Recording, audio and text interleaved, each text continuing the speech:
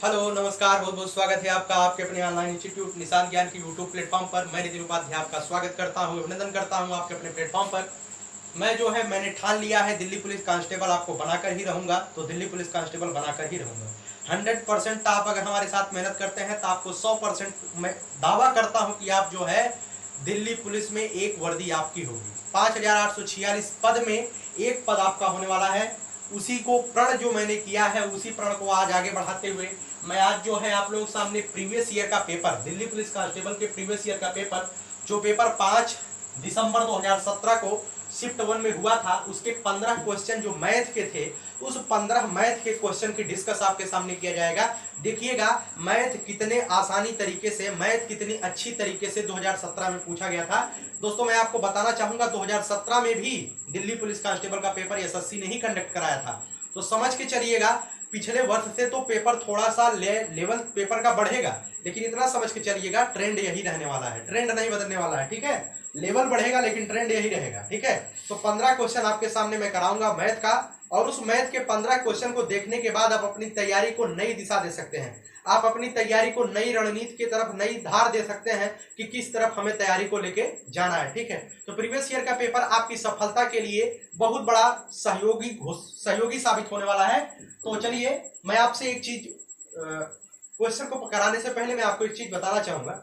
अगर आप चैनल पर नए हैं कृपया चैनल को सब्सक्राइब कर लीजिएगा। चैनल सब्सक्राइब करने के बाद बेल आइकन प्रेस कर लीजिएगा, जिससे नए वीडियो का नोटिफिकेशन आपको मिलता रहे। और उसके बाद अगर आप दिल्ली पुलिस कांस्टेबल बनना चाहते हैं या आपके साथीगण दिल्ली पुलिस कांस्टेबल बनना चाहते हैं, तो आपको करना क्या है, आपको चैनल उन तक शेयर करना है, उन्हें भी सब्सक्राइब करवाइए, आप भी पढ़िए और दूसरों को भी पढ़ाइए। मैं निस्वार्थ भाव से आपकी सेवा कर रहा हूं, तो आप भी निस्वार्थ भाव से दूसरे की सेवा कर सकते हैं। मुझे मोटिवेट करने के लिए दूसरों तक इसे शेयर भी कर सकते हैं। तो अधिक देरी न करते हुए मैं शुरू करता हूं आज का सेशन। ठीक है, मैथ के 15 क्वेश्चन डिस्कस करूंगा आज। ठीक, चलिए आपके किसी भी व्हाइट बोर्ड के किसी कोने पर क्वेश्चन लगाया जाएगा और उस क्वेश्चन को पढ़िएगा। और मेरे हाथ में क्वेश्चन पेपर है, क्वेश्चन पेपर मेरे हाथ में है, मैं इसे सॉल्व कराऊंगा। ठीक है, तो पहला क्वेश्चन आपके सामने लगा हुआ है। पहला क्वेश्चन देखिएगा।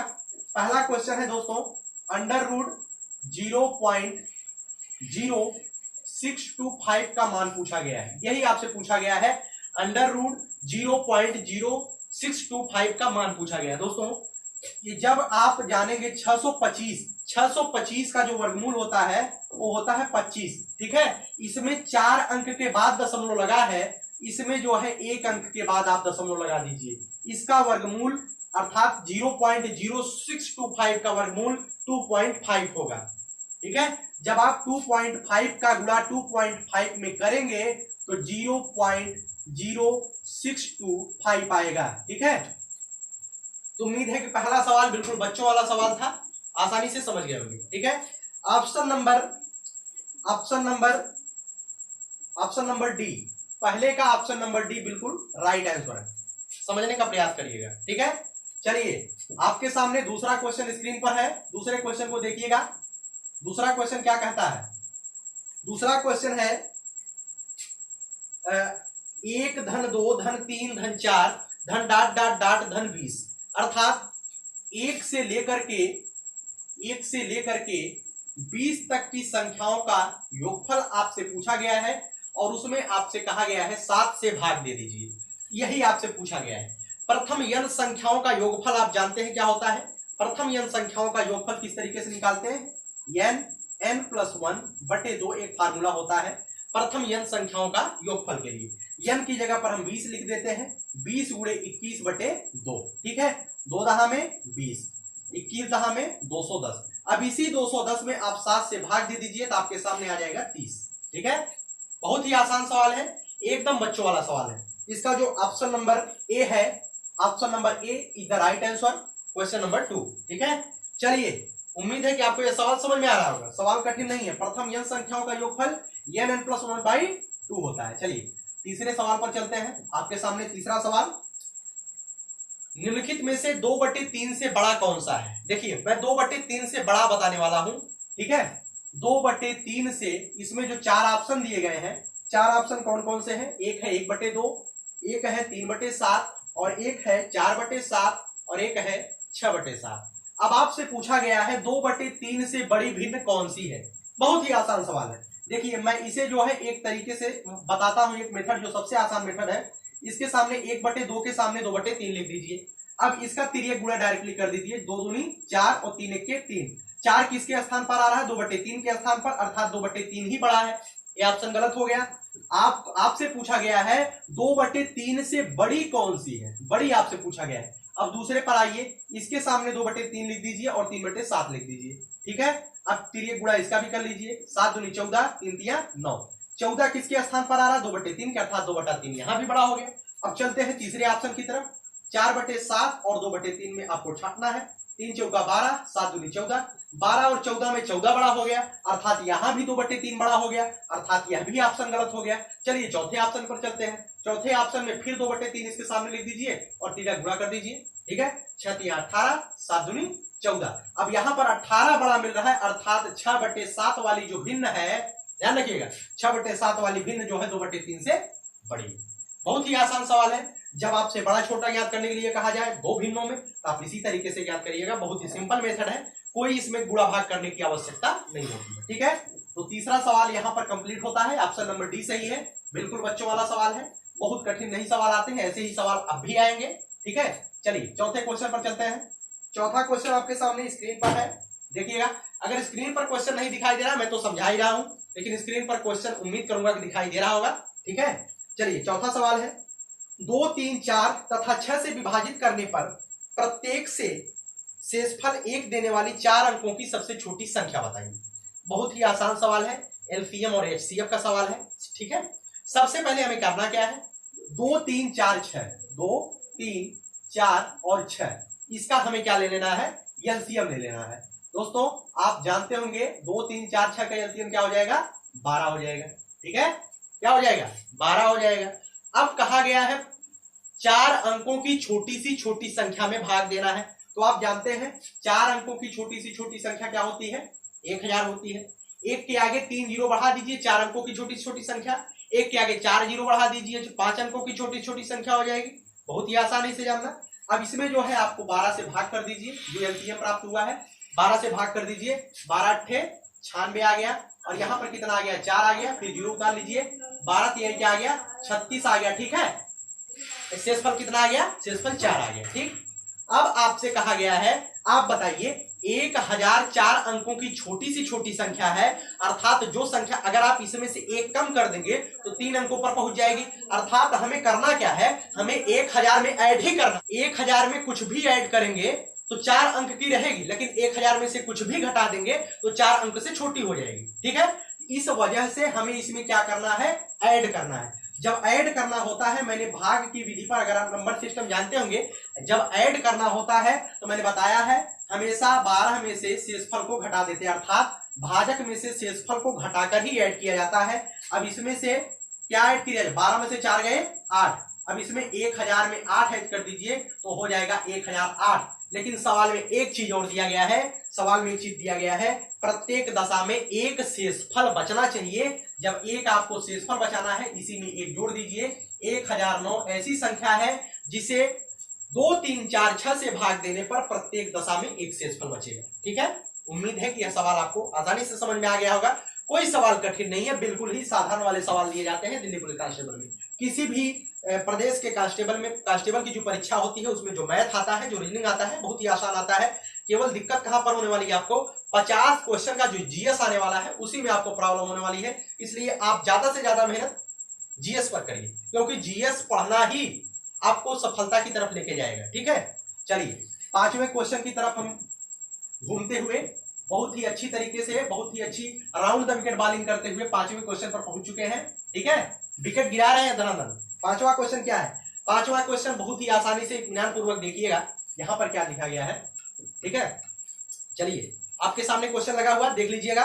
3.2 इंटू 3.2 अर्थात 3.2 गुणे 3.2, उसके बाद धन 2.7 गुणे 2.7, धन 3.2 गुणे 2.7 बटे 3.2 गुणे 3.2 गुणे 3.2 माइनस 2.7 गुणे 2.7 गुणे 2.7। कुछ भी नहीं है इस सवाल में, बिल्कुल ही हलवा वाला सवाल है। क्यों? मैं बताता हूं। आप एक फार्मूला जानते होंगे, a³ माइनस b³ का फार्मूला आप आसानी से जानते होंगे। A cube minus b cube का फार्मूला क्या होता है दोस्तों, आप बताइएगा। A cube minus b cube formula होता है ए माइनस बी एक ब्रैकेट में, और एक ब्रैकेट में होता है a square minus b square, a square plus b square plus a b. ठीक है, a square plus b square plus a b होता है a cube minus b cube का फार्मूला। ठीक है, इसमें जो ऊपर 3.2 गुणे 3.2 लिखा गया है, इसे हम लिख सकते हैं 3.2 का वर्ग। ठीक है, उसके बाद हम क्या लिख सकते हैं, धन 2.7 का वर्ग लिख सकते हैं।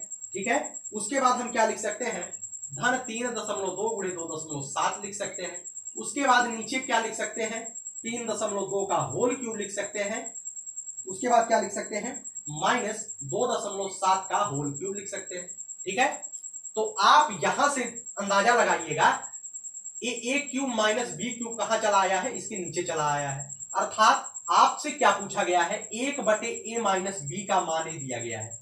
ये जो मान दिया गया है 1/a माइनस बी का मान दिया गया है, तो 1/, इसका जो मान होगा 1/a माइनस बी का मतलब 3.2 माइनस 2.7। इसे जब घटा लेंगे आप तो आपके पास आएगा 0.5। ठीक है, कितना आएगा 0.5, और 0.5 को हम क्या लिखते हैं दोस्तों, 1/2 लिखते हैं। ठीक है, बहुत ही आसान सवाल है। अब इसे देखिए, 1/1/2 का मतलब है 1/1/2।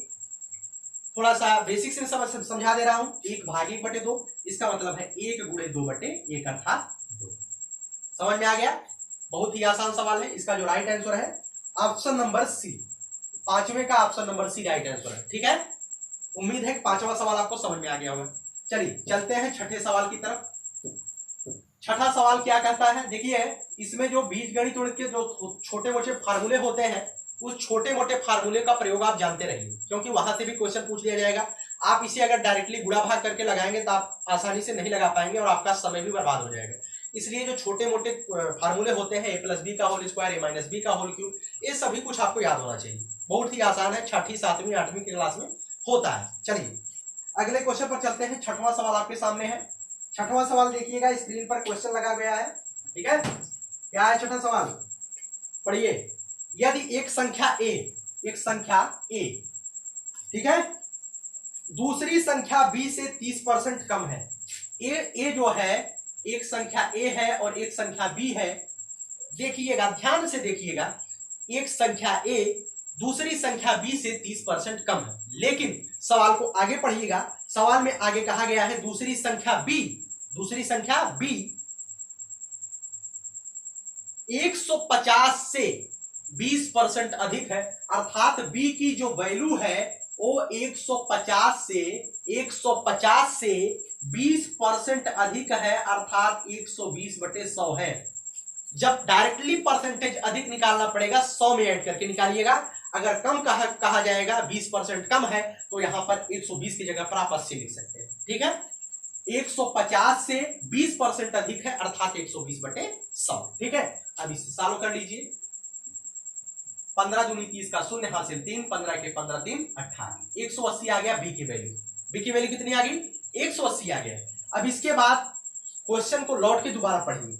एक संख्या ए दूसरी संख्या बी से 30% कम है। अब आपको बी की वैल्यू पता चल गई भैया, 180 से 30% कम, अर्थात 180 का 70% आपको निकालना है। 0 से 0 कैंसिल कर दीजिए, 18 का गुणा 7 में करेंगे तो 126 आ जाएगा, अर्थात जो ए की वैल्यू पूछा जाए कितना आएगा, 126 आएगा। क्या कोई सवाल में कोई टेक्निकलिटी है, सवाल में कोई दिक्कत है, भ्रम हो तो आप कमेंट बॉक्स में बताइएगा कहीं पर।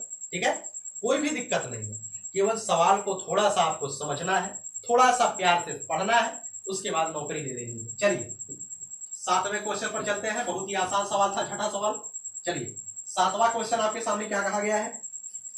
7वां क्वेश्चन और भी आसान है। ए बराबर दिया गया है 5/4b। ए बराबर दिया गया है 5/4b। ठीक है, उसके बाद बी बराबर दिया गया है 2/10c। ठीक है, आपसे पूछा क्या गया है, ए अनुपाते बी अनुपाते सी का मान आपसे पूछा गया है। अगर आपने खंडित अनुपात वाले क्वेश्चन, मैंने अनुपात के कुछ वीडियो डाले हैं, अगर आपने खंडित अनुपात वाले क्वेश्चन नहीं देखे हैं तो वीडियो के हमारे चैनल के प्लेलिस्ट में जाइएगा, वहां पर अनुपात के प्लेलिस्ट को जब ओपन करेंगे तो खंडित अनुपात का आपको एक बेहतर टॉपिक मिलेगा और उसे आप पढ़ लीजिएगा। पढ़ने के बाद यहाँ पर आइएगा, ठीक है। तो मैं यहाँ पर भी समझाने का पूरा कोशिश करूंगा। देखिए a बराबर 5/4 भी दिया गया है, अर्थात b का इसमें मल्टीप्लीकेशन हुआ है। आप b को इसके बटे में लेके चले आइए, a/b की वैल्यू भैया 5/4 हो जाएगी कि नहीं, अर्थात a अनुपाते b की वैल्यू 5/4 है। बहुत ही आसान है। चलिए अब इसी में जब c को इसके नीचे लेके चले आएंगे भैया b/c कर देंगे तो आ जाएगा 2/10, अर्थात b अनुपाते c की वैल्यू 2/10 दे दी गई है। कोई दिक्कत नहीं। अब देखिए आपसे कहा गया है a अनुपाते b अनुपाते c की वैल्यू आपको पता करनी है। चलिए a अनुपाते b के नीचे a अनुपाते b का मान लिख दीजिए 5/4 और b अनुपाते c के नीचे 2/10 लिख दीजिए और उसके बाद इसे सॉल्व कर लीजिए। ठीक है, नीचे आ रहा है। चलिए अब देखिए जो भी स्थान रिक्त है, मैंने स्थान रिक्त को भरने के लिए कहा था। 4 के बगल वाला स्थान रिक्त है, यहाँ पे 4 भर दीजिए और इधर 2 के बगल वाला स्थान रिक्त है, यहाँ पर 2 भर दीजिए। अब उसके बाद डायरेक्ट मल्टीप्लीकेशन कर दीजिए। 5 2 जा 10, 4 2 जा 8, 4 10 जा 40। ठीक है, 10/8/40 आ गया। अब इसे आप कर क्या सकते हैं, 2 से पूरा डिवाइड कर सकते हैं। 2 5 जा 10, 2 4 जा 8 और 2 20 जा, ठीक है, 40। इसका जो वैल्यू पता हो गया a अनुपाते b अनुपाते c का, वो आ गया 5/4/20। कोई समझने में कोई समस्या हुई हो तो इस सवाल में आप बताइएगा। एकदम से हलवा वाला सवाल है, बहुत ही कॉन्सेप्चुअल कोई सवाल नहीं है, केवल और केवल आपकी मेंटल एबिलिटी चेक की जाएगी इसमें। ठीक है, तो सवाल से आप मत घबराइएगा, केवल सवाल के बात को पकड़िएगा और सवाल को सॉल्व करके रख दीजिएगा। इसका जो ऑप्शन नंबर डी है, 7वें का ऑप्शन नंबर डी बिल्कुल ही राइट आंसर है। ठीक है, चलिए चलते हैं 8वें क्वेश्चन की तरफ। 8वां क्वेश्चन आपके सामने है, देखिएगा। 8वां क्वेश्चन क्या कहता है, सवाल को पढ़िएगा, एक बार सवाल को पढ़ लीजिएगा। सवाल बिना पढ़े नहीं लगाना चाहिए। चलिए 8वां क्वेश्चन और भी आसान है। 8वें क्वेश्चन में कहा गया है, अगर क्वेश्चन नहीं दिखाई दे रहा फिर से आप देख लीजिएगा, मैं पढ़ के सुना दे रहा हूं। 11 खिलाड़ियों तथा उनके प्रशिक्षक की औसत आयु 33 वर्ष है।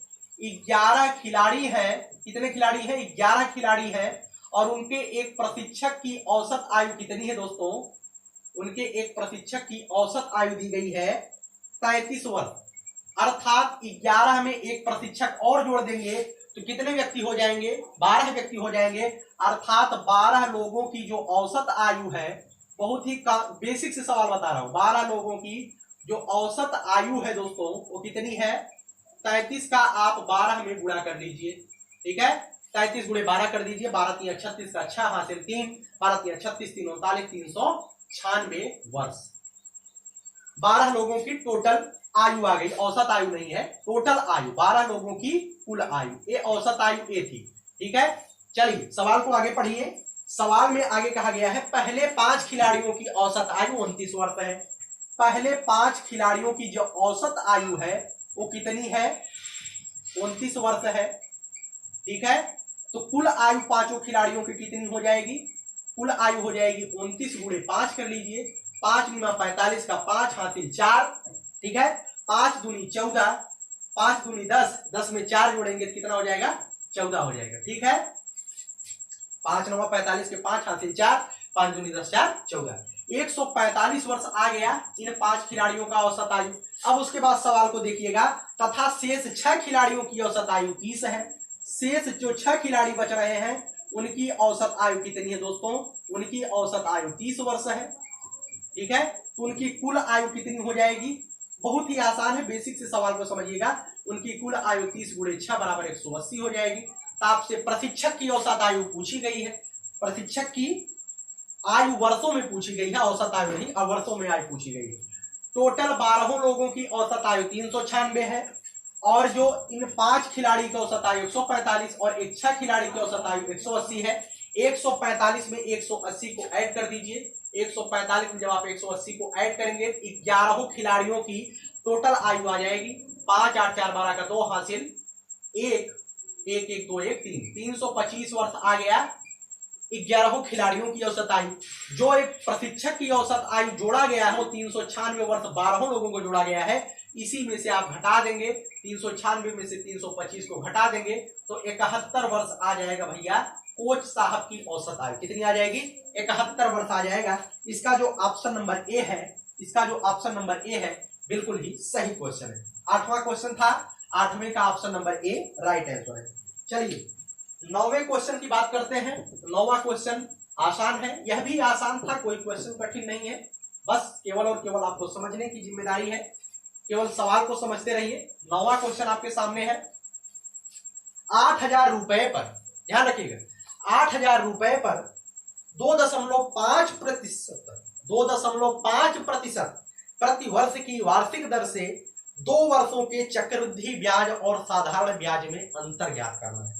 मैं आपको एक चीज बता दूं, चक्रवृद्धि ब्याज मतलब CI कंपाउंड इंटरेस्ट और SI मतलब सिंपल इंटरेस्ट में जो 2 वर्षों के लिए अंतर ज्ञात किया जाता है, 2 वर्षों के लिए अंतर, 2 वर्षों का अंतर जो होता है इसे हम D से प्रदर्शित करते हैं। D बराबर होता है PR स्क्वायर बाई 100 का स्क्वायर, ठीक है। इसे आप आसानी से ध्यान रखिएगा, केवल 2 वर्षों के लिए मान्य होगा, ठीक है।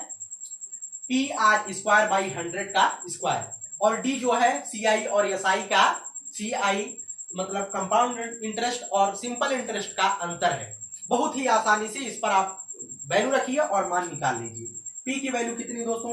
P की वैल्यू है 8,000, कितनी है? 8,000 है। R की वैल्यू कितनी है? 2.5 है। 2.5 का वर्ग लिखे या 2.5 इंटू 2.5 हम कर दें और बटे 100 गुणे 100 कर देते हैं 100 का वर्ग में, ठीक है। अब यहां से 2 जीरो से हम 2 जीरो कैंसिल कर देते हैं, यहां से दशमलव हटाएंगे तो यहाँ 1 दशमलव चढ़ा देंगे, यहां से 1 दशमलव हटाएंगे तो यहाँ 1 दशमलव चढ़ा देंगे, 1 जीरो बढ़ा देंगे नीचे। अब 1 जीरो और बच रहा है, इससे मैं काट देता हूं, ठीक है। अब 25 हो गया, 25 में 4 से गुणा 25 चौका 100 नीचे 40 आ गया, ठीक है। अब यहां से भाग कर दीजिए, 8 पंचे 40 आ गया। अब यहां से काट दीजिए, 5 पंचे 25 आ गया। अंतर कितना आ गया? 5 रुपया का। कितना आसान सवाल है। जब 2 वर्षों का अंतर पूछा जाएगा केवल यही लगा दीजिएगा, PR स्क्वायर बाई 100 का स्क्वायर। चक्रवृद्धि ब्याज और साधारण ब्याज में 2 वर्षों के अंतर के लिए PR स्क्वायर बाई 100 का स्क्वायर आएगा। ये फार्मूला है, याद रखिएगा। देखिए इसे जो है बेसिक से बनाने का प्रयास मत करिएगा, क्योंकि जब आप बेसिक से बनाएंगे थोड़ा सा कठिन पड़ जाएगा, ठीक है। चलिए 10वें क्वेश्चन पर चलते हैं। 10वां क्वेश्चन आपके सामने है, स्क्रीन पर क्वेश्चन लगा होगा। क्वेश्चन को देखिएगा, बहुत ही आसान और बहुत ही मजेदार क्वेश्चन है। यदि 40 कुर्सियां 10,000 रुपए में खरीदी गई, 40 कुर्सियां 10,000 रुपए में खरीदी गई, अर्थात 40 कुर्सियों का जो क्रय मूल्य है, ध्यान दीजिएगा, 40 कुर्सियों का जो क्रय मूल्य है वो कितना है? 10,000 रुपया है। कितना है? 10,000 रुपया है। उसके बाद कहा गया है 60% लाभ कमाने के लिए, 60% लाभ कमाने के लिए, अर्थात 10,000 पर जब आप 60% का लाभ कमाएंगे तो 160 बटे 100 हो जाएगा, ठीक है। 40 कुर्सियों को खरीदा गया 10,000 रुपया में, लेकिन अब 10,000 पर हमें 60% का लाभ कमाना है, तो इसका जो वैल्यू आ जाएगा, काट देंगे तो आ जाएगा 16,000 रुपया, ठीक है। हमें जो है कमाना कितना है? 10,000 में मैं खरीद कर लाया हूं, मुझे कमाना है 16,000 रुपया, ठीक है। तो कहा गया है तो 60% लाभ कमाने के लिए 10,000 रुपए में कितनी कुर्सियां बेची जाएं, ठीक है। अर्थात हम जो है 16,000 रुपया में, 16,000 रुपया में कितनी कुर्सियां बेचेंगे? 40 कुर्सियां बेचेंगे, ठीक है। 16,000 रुपया में हम 40 कुर्सी बेचेंगे, ठीक है। लेकिन हमें कहा क्या है? 10,000 रुपए में कितनी कुर्सी आप बेचेंगे? तो 1 रुपए में कितनी कुर्सी बेचेंगे? 40 बटे 16,000 कुर्सी बेचेंगे, ठीक है। तो कितने में बेचना है? 1,000 रुपए, 10,000 रुपए में बेचना है, तो आप इसमें 10,000 से मल्टीप्लीकेशन मार दीजिए। बस सवाल में क्या दिया गया है? 3 जीरो से 10,000 है, 3 जीरो कैंसिल कर दीजिए और उसके बाद यहां से कर दीजिए 400 आ जाएगा ऊपर और नीचे 16 आ जाएगा। 16 दूनी 32, 16 पचे 80, 25 कुर्सी। कितनी आ जाएगी? 25 कुर्सी। 60% लाभ कमाने के लिए हमें 10,000 रुपए में 25 कुर्सी बेचनी पड़ेगी, ठीक है। क्या है सवाल में? सवाल में कुछ है? सवाल में दम ही नहीं है। इसका जो option number A is the right answer, question number 10 का, ठीक है। चलिए अगले क्वेश्चन पर चलते हैं। अगला क्वेश्चन है, स्क्रीन पर आपके क्वेश्चन लगा होगा, क्वेश्चन को देखिएगा, बहुत ही अच्छा क्वेश्चन है। 10 क्वेश्चन हो चुके हैं, केवल और केवल 5 क्वेश्चन आपके सामने बाकी हैं। 11वां क्वेश्चन बहुत ही आसान है, उससे भी ज्यादा आसान है। पीयूष अपनी वस्तु के मूल्य को उसके क्रय मूल्य से 30% अधिक अंकित करता है। अर्थात अगर पीयूष का क्रय मूल्य, ध्यान दीजिएगा, पीयूष किसी वस्तु को 100 रुपए में खरीदता है तो उसका जो अंकित मूल्य होगा 30 रुपया अधिक अंकित करेगा। अंकित मूल्य जो होगा वो कितना हो जाएगा, 130 रुपया हो जाएगा। इत्मीनान से सवाल को समझिएगा। क्रय मूल्य से 30% अधिक अंकित करता है। यदि 20% छूट देने के पश्चात, देखिए 130 पर वह जो है, जब जो छूट देगा वो जितना लिखे रहेगा, जितना किसी सामान पर लिखे रहेगा उतने पर तो छूट देगा। 130 रुपए पर वो 20% की छूट दे देता है, अर्थात वह 80% पर बेच देता है, 80% पर धंधा कर देता है। 0 से 0 कैंसिल हो गया, 13 104 रुपया, ठीक है। यदि वह 20% की छूट देने के पश्चात वस्तु को, क्वेश्चन में आपको स्पष्ट नहीं दिखाई दे रहा होगा, वस्तु को 780 रुपए में बेच देता है, अर्थात जो 104 रुपया की वैल्यू आई है वो कितने के बराबर आई है भैया, 104 रुपया की वैल्यू 780 रुपया के बराबर है।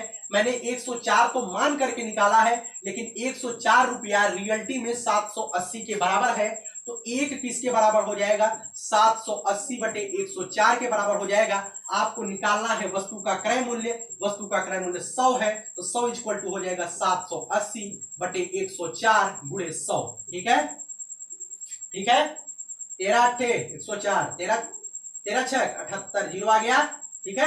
उसके बाद आप क्या करिए, काट दीजिए, 4 दूनी 8, 4 5 सैया में 100, 2 3 60, 25 दिया 75, कितना आ गया भैया, 750 रुपया। कितना आ गया, 750 रुपया। कुछ है सवाल में, सवाल को एक बार पुनः समझ लीजिए। एक व्यक्ति है, पीयूष नाम है उसका, वो किसी वस्तु को हम कहते हैं 100 रुपया में खरीद लेता है। उसके बाद सामान खरीद करके लाता है, लेकिन उस पर प्रिंट कर देता है 130 रुपया। 30% लाभ कमाना चाहता है, 30% अधिक अंकित करता है, अर्थात 130 रुपया प्रिंट कर देता है। उसके बाद क्या करता है, उसके बाद वह 130 पर अपने ग्राहक को लुभाने के लिए कहता है भैया मैं 20% को आपको छूट दूंगा। 130 का 80% आप निकाल लीजिए, 104 रुपया, ठीक है। अर्थात वो जो है रियलिटी में 104 रुपया का जो बेच रहा है, मैंने मान करके निकाला है, लेकिन क्वेश्चन में दिया गया है 104 रुपया की वैल्यू 780 के बराबर है, ठीक है। तो 1 रुपया की वैल्यू 780 बटे 104 के बराबर हो जाएगी। तो क्रय मूल्य 100 रुपया है, तो 100 रुपया की वैल्यू 750 के बराबर हो जाएगी, ठीक है। तो उम्मीद है कि सवाल आपने आसानी से समझ लिया होगा। 11वां क्वेश्चन खत्म हो चुका है। चलिए चलते हैं 12वें क्वेश्चन की तरफ, ठीक है। चलिए 12वां क्वेश्चन आपके सामने स्क्रीन पर देखिएगा और निगाह जमाए रखिएगा। निगाह आपकी, निगाह हटी दुर्घटना घटी। जब परीक्षा हाल में आप बैठेंगे, सीबीटी एग्जाम है, कंप्यूटर बेस्ड टेस्ट है, आपकी निगाह कंप्यूटर से थोड़ी बहुत लहर खाएगी तो आपका सवाल गलत हो जाएगा। इसलिए निगाह को बनाए रखिए और क्वेश्चन पर ध्यान देते रहिए। चलिए 12वें क्वेश्चन पर चलते हैं। 12वां क्वेश्चन क्या है,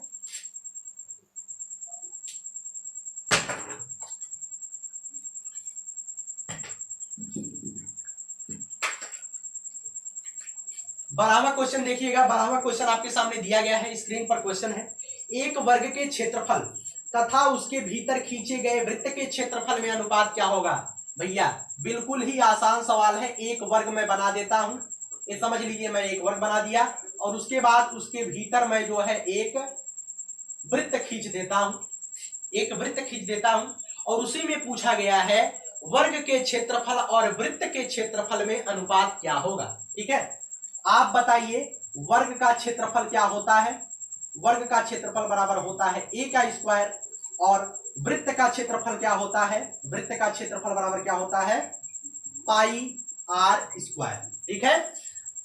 इस वृत्त का जो r होगा वो क्या होगा, इस त्रिभुज की भुजा का, इस चतुर्भुज की भुजा का आधा इस वृत्त की त्रिज्या का काम करेगा। मैं मान लेता हूं इस वृत्त की, इस त्रिभुज, इस चतुर्भुज की एक भुजा 2 मीटर की है, 2 सेंटीमीटर की है। कितनी की है, 2 सेंटीमीटर की है। अगर इस वर्ग की भुजा 2 सेंटीमीटर की है, तो इसका जो अंदर एक वृत्त खींचा गया है, तो वृत्त की त्रिज्या कितनी हो जाएगी, तो वृत्त की त्रिज्या जो है 2 का आधा हो जाएगी ना, 2 की आधा हो जाएगी, अर्थात 1 सेंटीमीटर हो जाएगी वृत्त की त्रिज्या। अब यही इसमें रख दीजिए, वर्ग का क्षेत्रफल 2 का वर्ग इज इक्वल टू 4 आ जाएगा। ठीक है, अब वृत्त का क्षेत्रफल पाई आर स्क्वायर मतलब 22/7 गुणे आर स्क्वायर मतलब कितना है, 1 का वर्ग कर दीजिए, अर्थात 22/7 ही आएगा। उसके बाद क्या पूछा गया है, वर्ग के क्षेत्रफल और वृत्त के क्षेत्रफल में अनुपात आपसे पूछ लिया गया है। तो वर्ग का क्षेत्रफल ऊपर रख लीजिए, ठीक है, वर्ग का क्षेत्रफल जो है ऊपर रख दीजिए, 4 ऊपर रख दीजिए, उसके बाद नीचे रख दीजिए 22/7।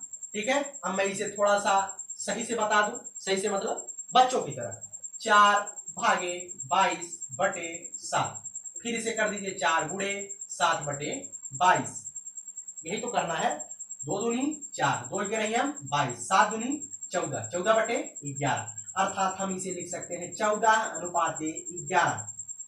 कोई दिक्कत सवाल में? अर्थात वर्ग के क्षेत्रफल और वृत्त के क्षेत्रफल में जो अनुपात आएगा वो 14/11 का अनुपात आएगा। कब? जब एक वर्ग के भीतर एक वृत्त खींचा जाएगा।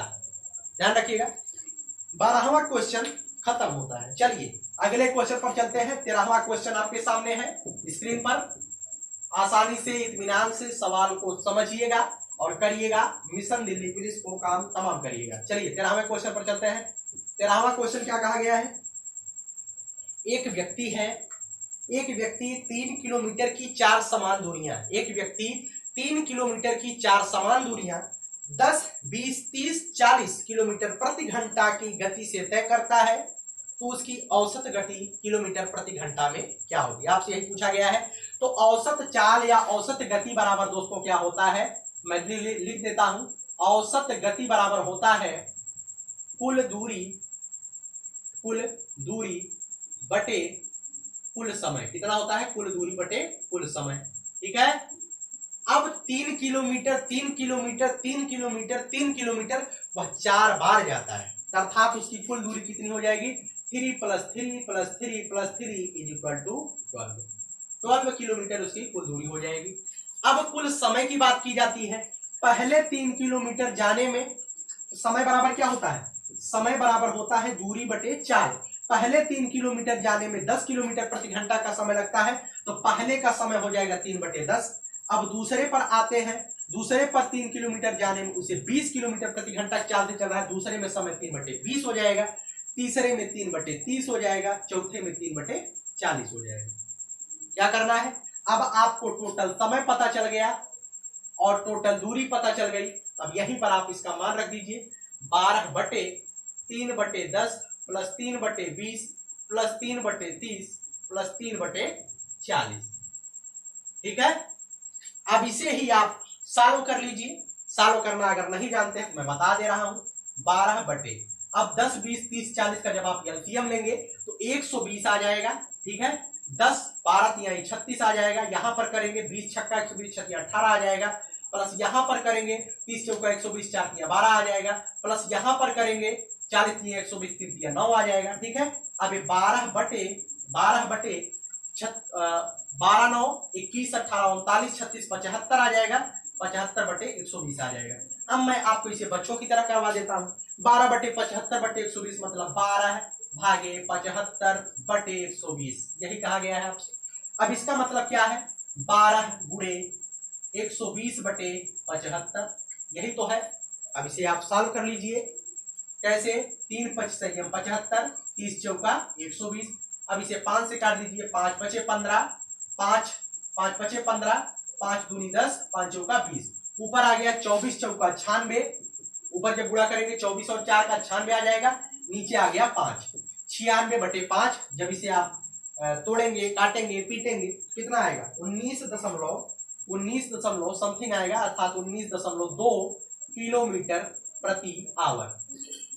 जो इसकी औसत चाल आ जाएगी दोस्तों, कितनी आ जाएगी? 19.2 किलोमीटर प्रति आवर। इसमें कोई भी ट्रिक नहीं लगाया गया है, कोई भी धोखा नहीं दिया गया है, कोई कॉन्सेप्ट नहीं लगाया गया है, केवल और केवल बेसिक से कराया गया है। बेसिक से इसी तरीके से सवाल लगाया जाता है। ठीक है, चलिए उम्मीद है 13वां सवाल आपको समझ में आ गया होगा। चलिए 14वें सवाल पर चलते हैं।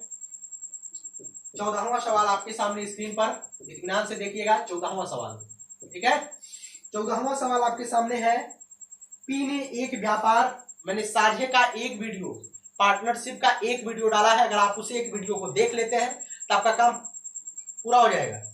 दिल्ली पुलिस कांस्टेबल में एक वीडियो मैंने साझेदारी का डाला है, उसी एक वीडियो का अगर आप देख लेंगे तो साझेदारी का एक भी क्वेश्चन आपसे हटेगा नहीं। ठीक है, चलिए मैं यहाँ पे बताता हूं फिर से। पी और क्यू दो व्यक्ति हैं, साझेदारी का क्वेश्चन है।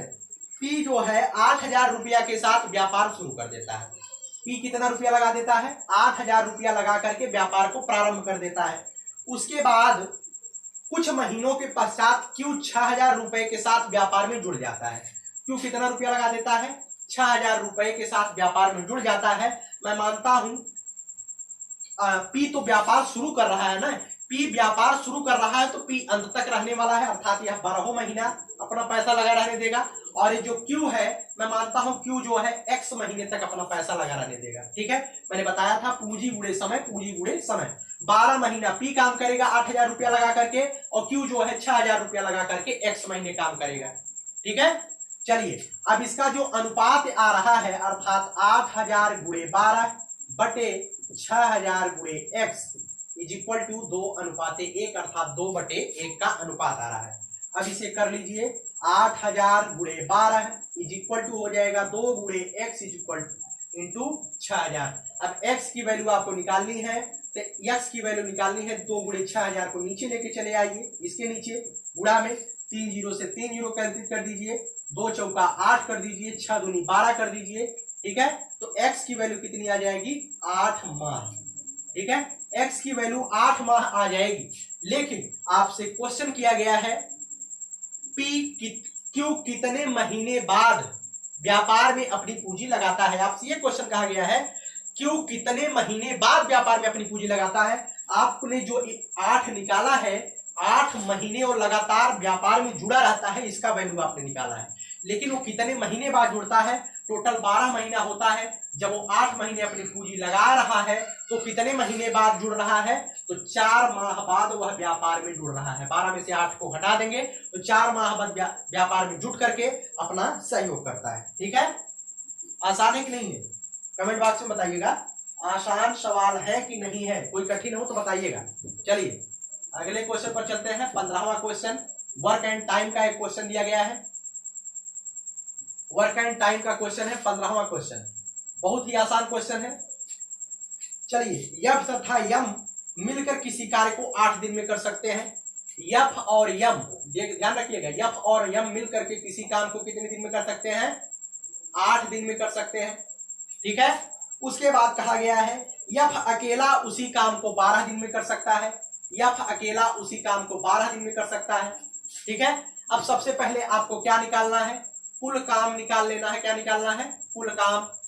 इसी तीर के माध्यम से मैं बता रहा हूं। कुल काम निकालने के लिए 12 और 8 का क्या लेना है? आपको एलसीएम लेना है। 12 और 8 का एलसीएम कितना आ जाएगा दोस्तों? 24 आ जाएगा। अर्थात 8 12 का एलसीएम मतलब 24 आ गया, मतलब कुल काम 24 आ गया। तो यफ और यम जो है, यफ और यम मिल करके एक दिन में कितना काम करेंगे? एक दिन का काम दोस्तों कितना आ जाएगा? यहां पर ध्यान रखिएगा, एक दिन का काम आ जाएगा। एक दिन का काम 3 आ गया।